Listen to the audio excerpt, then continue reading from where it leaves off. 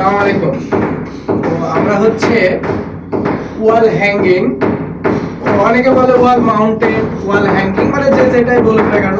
তো আমরা হচ্ছে কমোডের স্ট্যান্ডার্ড কেবল সেট আপ করলাম। তো এখানে হচ্ছে ওয়াল মাউন্টেড যে কমোডটা থাকবে।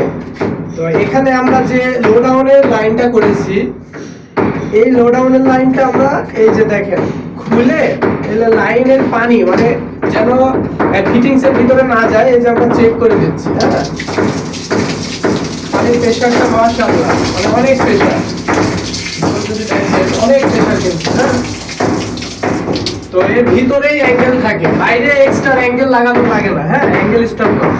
তো এটা এখন ময়লাটা বেরিয়ে গেল, এখন যদি কানেকশনটা দিই তাহলে কি হবে, আমার পানির যে ময়লাটা এই ফিটিংস এর ভিতরে ঢুকবে না। অবশ্য আমাদের আবার এই যে জিনিসটা আমরা সেটিং করেছি এটা কিন্তু কঠিন হাঁটি। হ্যাঁ, আমরা যদি উপরেও মানে উঠে দাঁড়াই নড়বে না কিন্তু। তো যাই হোক, কাজ